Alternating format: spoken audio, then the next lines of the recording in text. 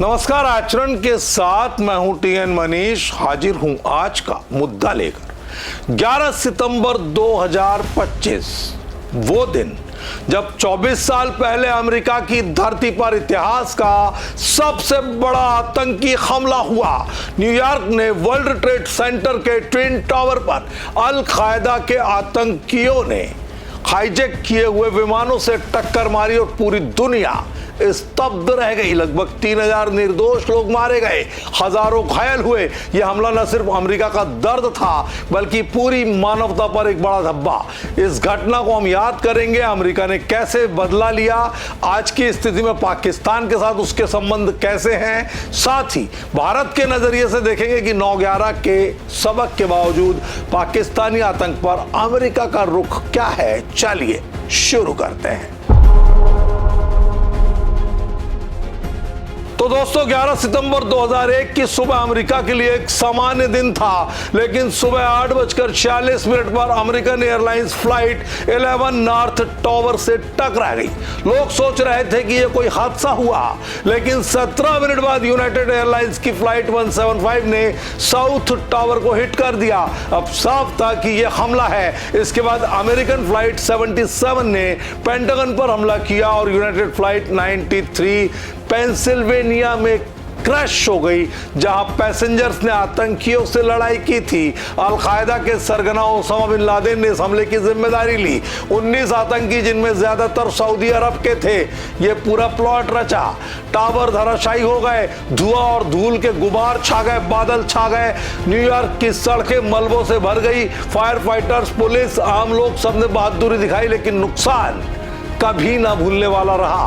America की economy को झटका लगा, स्टॉक मार्केट बंद हो गए। यह हमला अमेरिका की सुरक्षा की कमजोरी को उजागर करता था। आज भी 9/11 मेमोरियल पर लोग आंसू बहाते रहते हैं।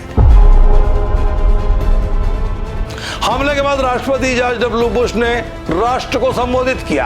हम टूटेंगे नहीं, हम मजबूत होंगे। अमेरिका ने वॉर ऑन टेरर घोषित कर दिया। सबसे पहले अफगानिस्तान पर फोकस, जहां तालिबान ने ओसामा को शेल्टर दिया था। 7 अक्टूबर 2001 को ऑपरेशन एंड्यूरिंग फ्रीडम शुरू हुआ। अमेरिकी फोर्सेस ने तालिबान को सत्ता से बेदखल किया, काबुल पर कब्जा किया, लेकिन यह सिर्फ शुरुआत थी। बुश ने एक्सिस ऑफ एविल कहा। इराक, ईरान, नॉर्थ कोरिया, 2003 में इराक पर हमला, सद्दाम हुसैन को हटाया गया। अमेरिका ने ग्लोबल कोalition बनाया, नाटो को इन्वॉल्व किया। घरेलू स्तर पर पैट्रियट एक्ट पास हुआ, सिक्योरिटी बढ़ाई गई, एयरपोर्ट्स पर चेकिंग सख्त हुई। लेकिन ये वॉर महंगी साबित हुई। ट्रिलियंस डॉलर्स खर्च हुए, हजारों सैनिक मारे गए। अफगानिस्तान में अमेरिका ने 20 साल तक लड़ाई लड़ी, तालिबान को हराया, लेकिन इमरजेंसी जारी रही। 2011 में ऑपरेशन नेपच्यून स्पीयर में नेवी सील्स ने पाकिस्तान के एबटाबाद में ओसामा को मार गिराया। यह अमेरिका के लिए बड़ा मोमेंट था। इराक में सद्दाम को फांसी दी गई, लेकिन वहां आईएस जैसी नई समस्या उभर गई। 2021 में बाइडेन ने अफगानिस्तान से ट्रप्स वापस ले लिए, लेकिन तालिबान में फिर कब्जा कर लिया। आज आईएस के जैसे ग्रुप्स चुनौती हैं। अमेरिका ने एग्जीक्यूटिव ऑर्डर 13224 से टेरर फाइनेंसिंग रोकी, पाकिस्तानी टेररिस्ट को एक्स्ट्राडाइट किया, लेकिन पाकिस्तान पर कभी फुल प्रेशर नहीं डाला। 9/11 के बाद पाकिस्तान अमेरिका का मेजर नॉन नाटो एलाई बना, लेकिन ओसामा पाकिस्तान में छिपा था। पाकिस्तान ने डबल गेम खेला, यूएस से एड ली, लेकिन तालिबान हक्कानी को सपोर्ट किया। 2025 में ट्रंप एडमिनिस्ट्रेशन पाकिस्तान की तरफ पिवट कर रहा है और यूएस पाक रिलेशन टॉक्सिक लेकिन स्ट्रेटेजिक। पाक को एयरबेस दिए जा रहे हैं। अफगानिस्तान ईरान के लिए सीपीईसी के बावजूद यूएस पाक को बैलेंस कर रहा है, लेकिन टेरर पर पाक सेफ हेवन बना हुआ है। भारत ने भी पाक स्पॉन्सर्ड टेरर झेला है। 26/11 पुलवामा और 2025 का पहलगाम अटैक। यूएस ने 26/11 पर पाक पर सैंक्शंस नहीं लगाए, जबकि अमेरिकी मारे गए थे। 2025 में पहलगाम के बाद इंडिया पाक क्राइसिस में यूएस ने पाक को सपोर्ट किया, इंडिया को रीथिंक किया। यूएस इंडिया को बैलेंस करने के लिए पाक को ऐड देता है, लेकिन टेरर पर डबल स्टैंडर्ड। भारत ने बालाकोट जैसे एक्शन लिए, लेकिन यूएस पाक को टेरर स्पॉन्सर नहीं मानता।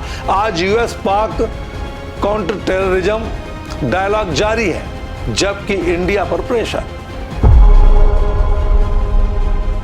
अब जानते हैं विशेषज्ञों की राय।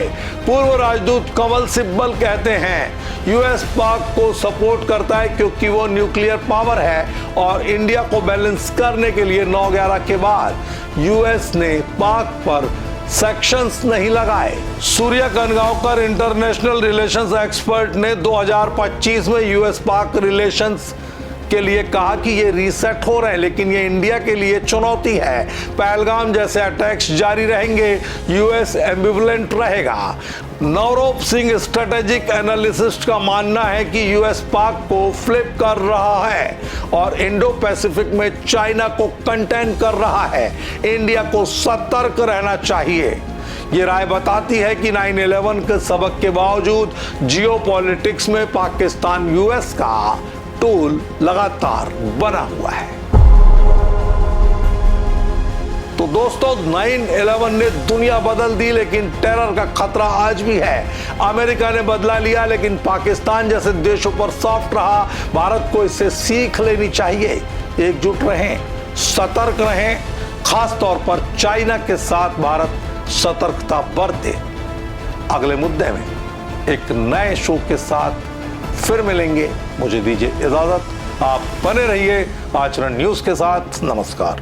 देश दुनिया की सभी खबरें देखने के लिए जुड़े रहिए आचरण न्यूज से। आचरण न्यूज, हर कदम आपके साथ।